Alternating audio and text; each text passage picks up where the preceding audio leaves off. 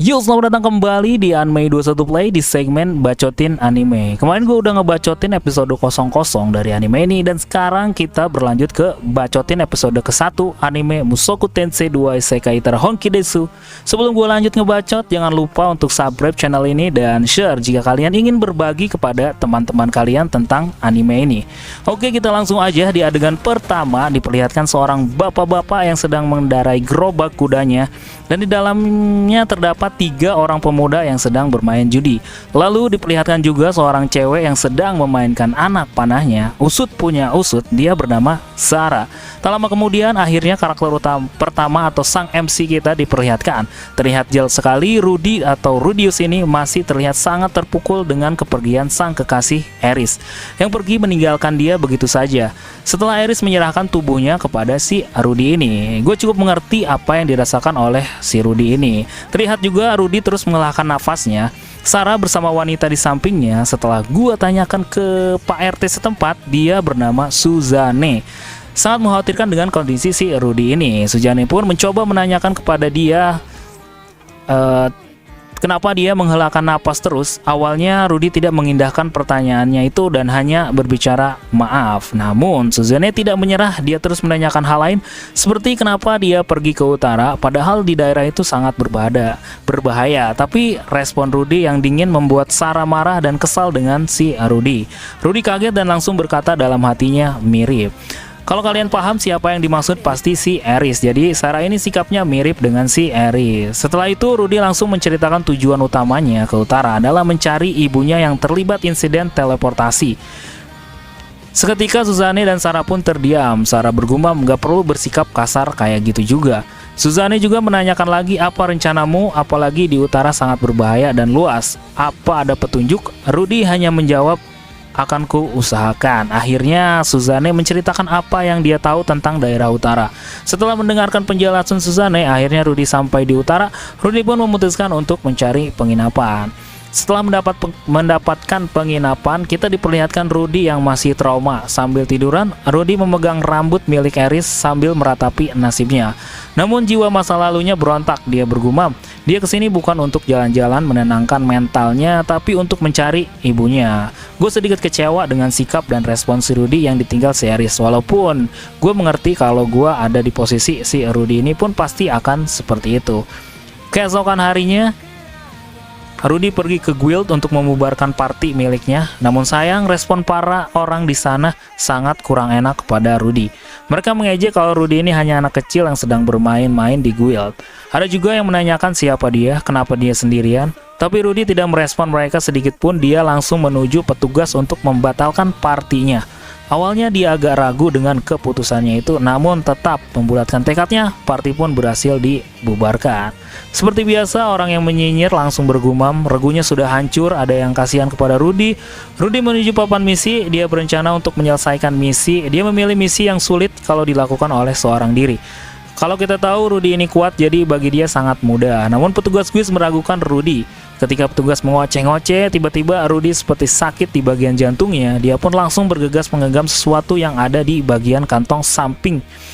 Dia pasti kalian bertanya-tanya apa yang digenggam Rudy pada saat dia seperti itu. Karena nanti akan ada adegan Rudy menggenggam kantong itu, guys. Bagian ini jelasan di akhir episode. Ketika Rudy sudah berhasil menenangkan sakitnya, dari arah belakang datanglah Suzane. Ada apa, keributan apa ini, kata Suzane. Rudy pun menjawab, aku tidak membuat keributan. Suzane mengerti jika Rudy membutuhkan uang untuk mencari ibunya, sehingga dia mengambil resiko untuk memilih misi yang berbahaya. Suzane pun mengatakan kalau Rudy sudah terlihat seperti sudah tidak peduli hidup ataupun mati.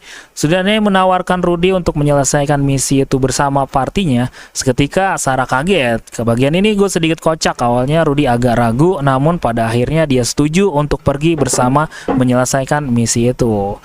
Setelah itu Suzane mengajak Rudy ke markas partinya untuk menyusun rencana di misi kali ini. Suzane tahu kalau Rudy memiliki kemampuan yang cukup hebat. Rudy pun menjelaskan kalau dia hanya pengguna sihir saja. Kebetulan kata Suzane dia membutuhkan 1 orang support lagi. Akhirnya Suzane memutuskan untuk bersiap-siap besok pagi pergi untuk berangkat. Pagi pun tiba, Rudy tiba lebih awal di tempat berkumpul.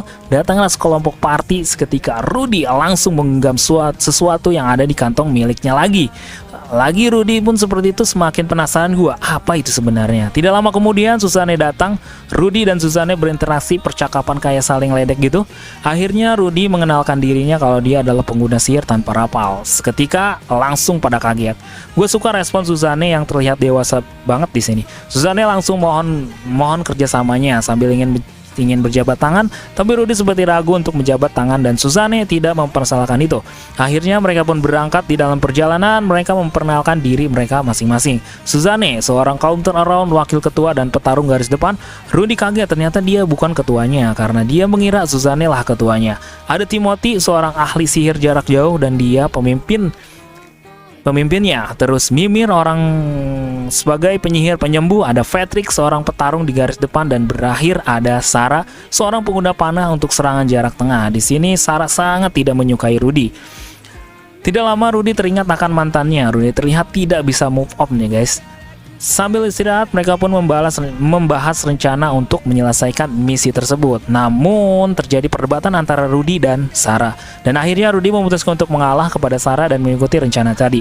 Akhirnya target dari misi pun berhasil. Ditemukanlah terdapat 20 beruang. Timothy langsung merapalkan sihir apinya untuk menyerang para beruang tersebut.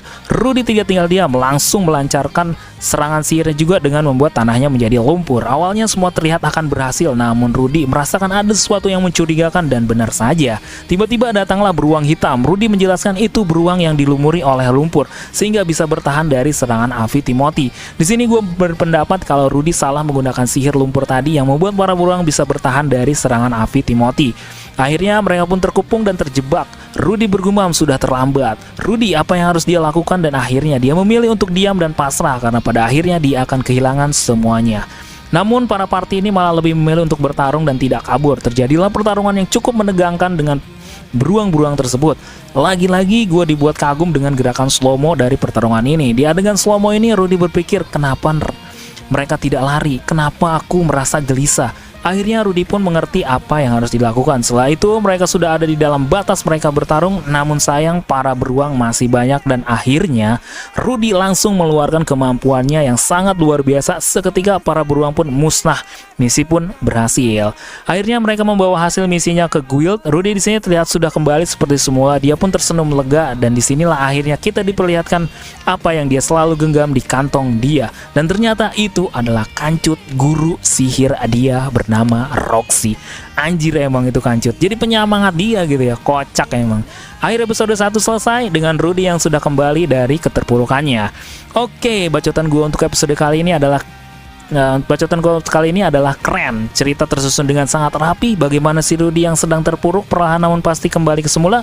Beberapa karakter pun menarik di sini, terutama si Suzanne. Kalau dia tidak ada, mungkin Rudy tidak akan bisa move on selamanya. Untuk grafik pun udah cukup, walaupun gak wah banget tapi enak untuk dilihat. Detail-detail kota dan juga para karakter pendukung pun terlihat bagus, apalagi ketika Rudy mengeluarkan sihirnya. Keren banget itu. Jadi penasaran bagaimana episode berikutnya? Oke, cukup sekian bacotin episode 1 dari anime Mushoku Tensei season kedua ini. Akhir kata, masih bersama gua Bang Anmei di Anmei 21 Play.